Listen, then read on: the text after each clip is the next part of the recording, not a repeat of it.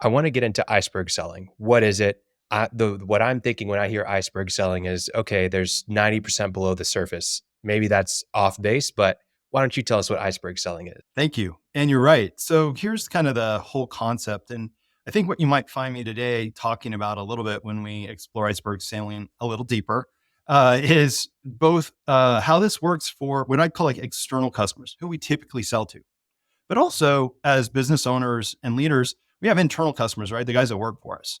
And so you might find me a little bit today talking about how these concepts can also apply to how you manage your team.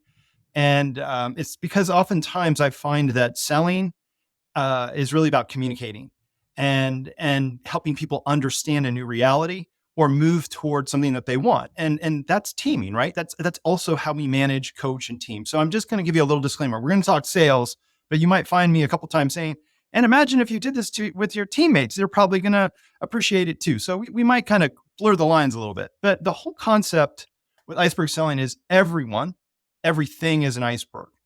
So think about you as an iceberg, your spouse, your teammates, and all your customers and the challenges they give you as an iceberg. And why I tell you that is we only see about 10% of what's going on. That iceberg, like you said, icebergs, you only see about 10% above the waterline. If you think about that movie Titanic, right? That's the whole point, Yeah. right? Unfortunately, they hit this iceberg because they couldn't see it because so much of it's underwater. So that other 90% is under the iceberg. And with all of us, including, like I said, ourselves and the people we communicate with, we're only usually showing about 10%. So the question kind of becomes, well, how do you solve someone's problem if you only see 10% of it? Hmm. And if you think about anything in your life, you wouldn't do that, right? That's too much risk. You don't know enough. So the whole concept with iceberg selling is how do you set yourself up to win? How do you like get really curious and start to explore more and more of that iceberg in a way that's relevant and curious and of service and that's no one feels like they're getting sold. They feel like they're being understood. And as typically we get more and more feel like we're more and more understood, we share more and more and more. Well, all of a sudden, instead of trying to solve someone's problem looking at 10%, you might be looking at 30, 40 or 50 or 80%, which increases your odds of being able to be of service to them, to sell them something, to get in alignment. So the whole concept, even if you only take one thing away today, is imagine how your life might be from now forward if you started to see more and more what was really going on for other people and could meet them there. Even help people see more and more what's going on for you so that they know how to meet you. So that's the whole concept in a nutshell, an iceberg in a nutshell. So what are some of those ways that you do go deeper and get curious about that other 90%? Yeah. The first thing is just a mindset of being curious, right? There's kind of 5 steps I run through in the book, and I'm happy to kind of do a high level there, and then you can unpack or kind of talk about any of them after that. Does that work for you? Is that all right? Please do. Please Okay. do. So the whole idea with what I'm about to tell you is I want you to imagine, let's say, we'll just make it something I know a little bit more of as a homeowner. So a homeowner calls you and they want to talk about a project.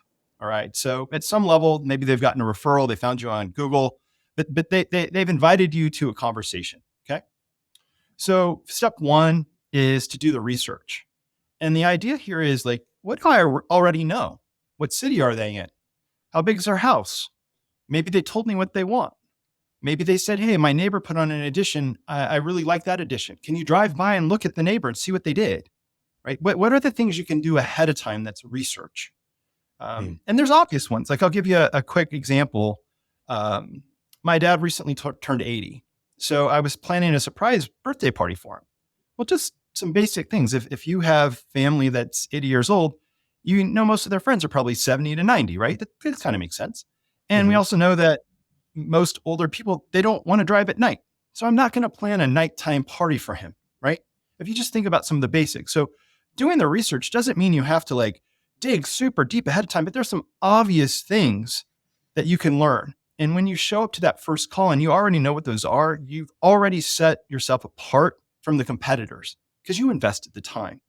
So step 1 in this kind of journey we're going to talk about is just doing the research. What can I learn ahead of time? So far, so good? Yeah, absolutely. All right, I'll keep going.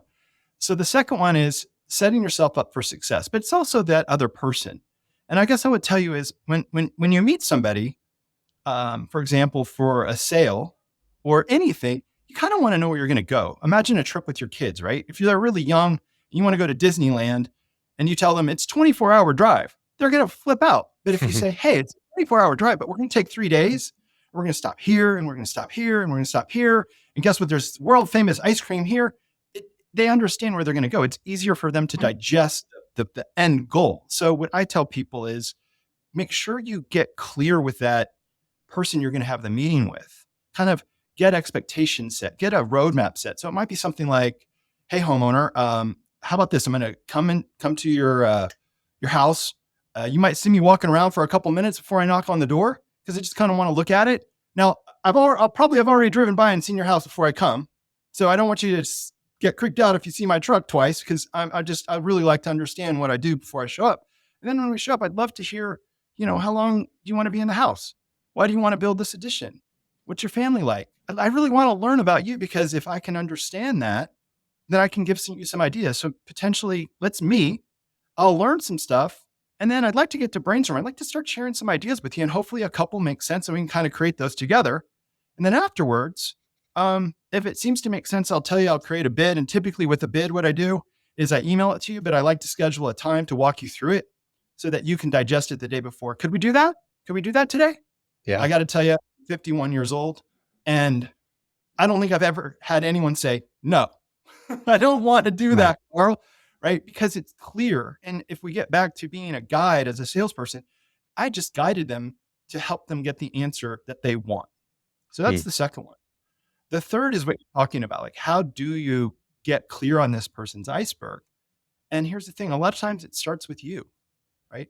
Some of the quick back of the napkin coaching I like to give is ask somebody the question you want them to ask you. Hey, why'd you move to Colorado? I'm from Colorado, so I'm pretending I'm a contractor. And someone, but how'd you come to Colorado? Why'd you buy this house? Do you have kids in school? I've got kids in school. Like, what is the question? And a lot of times, back to building rapport, it's starting with you. So you might say, this is a neighborhood I've always loved.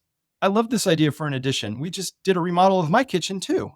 And it was really great. But I got to tell you, even as a contractor, there was some heartburn around there. And I'm going to take some of that heartburn. I'm going to share it with you today. Oh, really, Karl? What was the heartburn?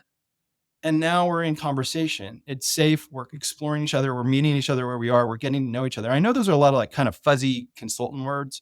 So I'll break them down a little bit easier. Just be authentic. Show up curious. You have a beautiful house.